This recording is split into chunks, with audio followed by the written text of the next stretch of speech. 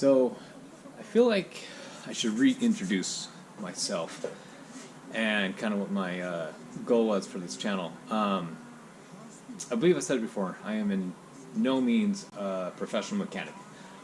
I was just struck by the love bug of cars since a very early age. So I've always wanted cars, I've always liked them, I've always enjoyed them.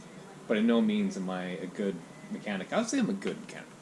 Maybe. I don't know. It depends. A lot of stuff I have to research. I have to look into sometimes what would be simple things. And that's where I want to be able to relate with people when it comes to this stuff is I'm in no means a professional. I am learning my cars finally at not too old, 36 years old, but I'm learning how to work on all of my stuff and hopefully be able to modify them and create them and mold them into something that I want.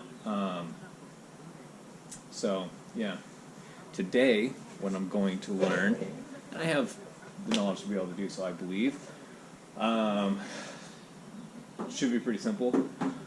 We are going to do the master cylinder and the slave cylinder on the MR2. The fluid inside is really nasty looking. I know that needs to be clear. Technically, you can still drive it. I'm sure it's still hydraulic fluid, but there is a difference, of course, right? I mean, that's why we change out fluids on these cars. I don't want to continue with it because I do have weird clutch problems. After about half hour of the car driving, it seems like I no longer have a clutch anymore, but it's not from, I don't think the clutch heating up. I think it's just a bad master and a bad slave. Because again, it's not like, it's hard to describe.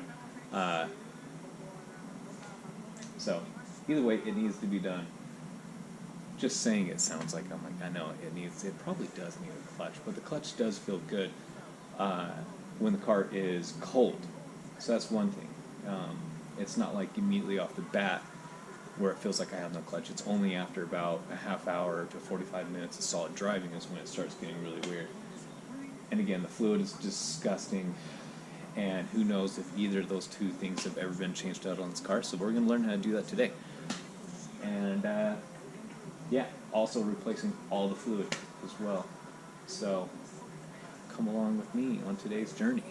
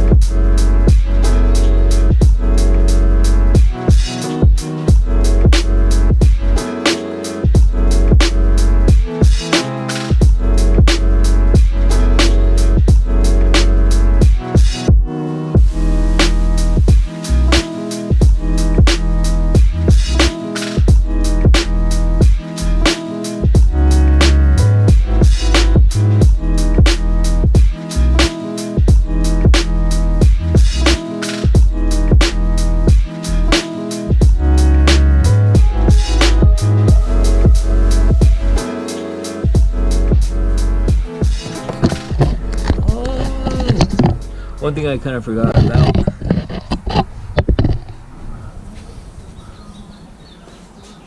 kind of forgot about with recording everything that you do is you have to record everything that you do, and you have to find a place for that camera to go. That fluid's gross. Anyways, forever ago I bought this little suction thing. So you'd be able to just stick it down in there, hit the pump a few times, get as much out of here as possible, then we'll go ahead and start removing it.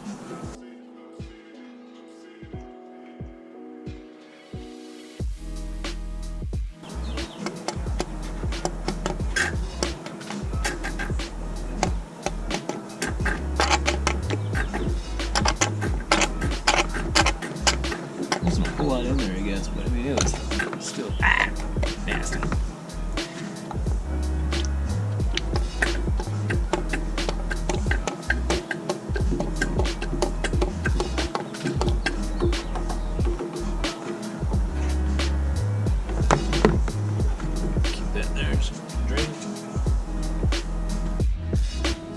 a rag in there the best that I could.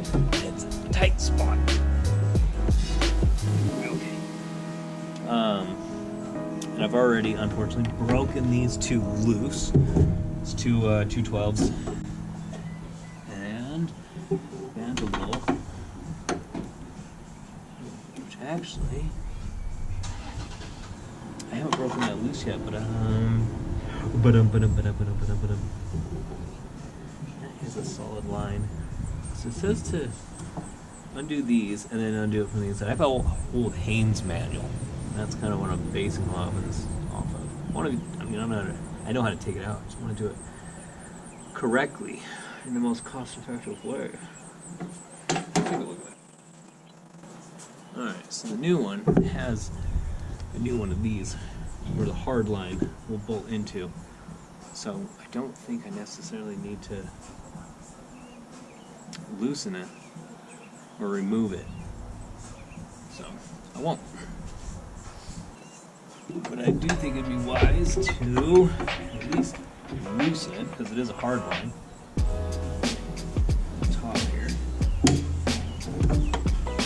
Really wish I had a ratcheting right now.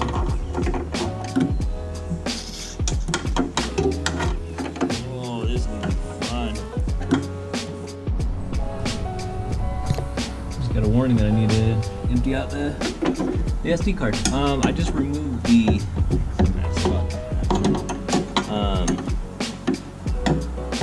of strut tower, if you will. Not strut tower, jeez. Strut bar. I removed the damn thing that went there. It made it a whole lot easier to get to this.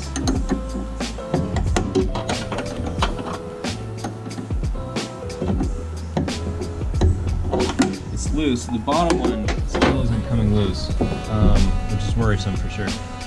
It feels like it's more just rounding it. So right now I'm just gonna get it out and loose.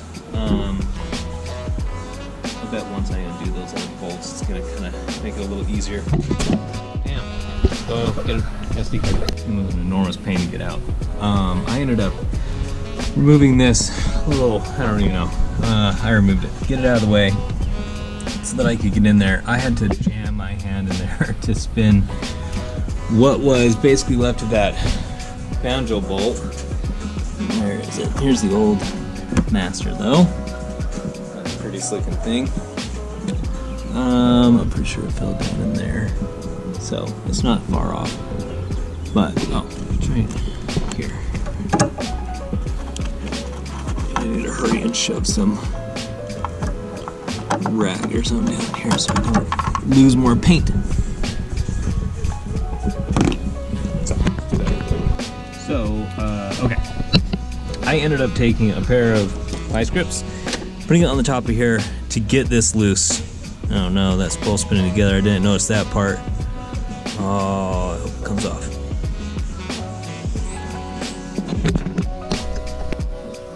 Okay, we're good.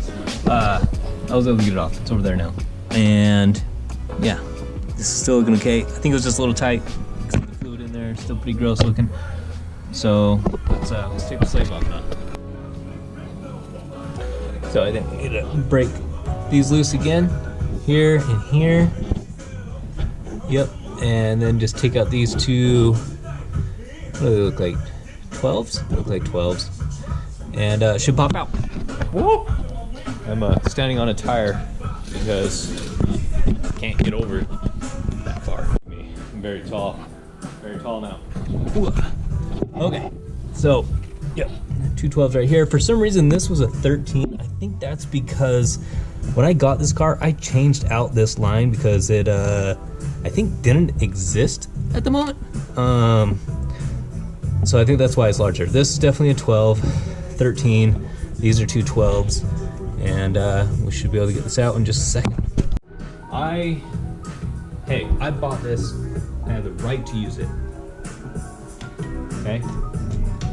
I know it seems like the cheating way to get it out, but hey, I broke it loose with a ratchet, and I just don't want to sit there spinning it like this for the rest of the night.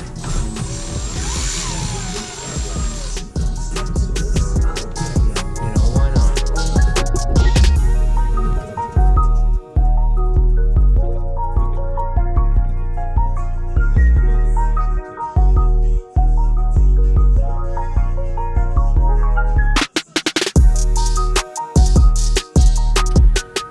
Hey friends. Okay, so I've been doing the footage on this. There's going to be a part 2 to this, and there's a good reason behind it as well. I'm having a really hard time doing the bleed procedure on the bench bleed on the master with the booster in the way, and both also on the bench, just because I can't transfer, I can't put it in because it's at such a weird angle without losing a bunch of fluid. So the other thing too is the hard line. I finally decided that I'm just going to replace it, so that's going to be in part 2 as well. I just ordered clutch line replacements, a braided line that's going to be coming in. So that's why I figured I'm going to do this into a 2-part video, just because it's been fighting me so much.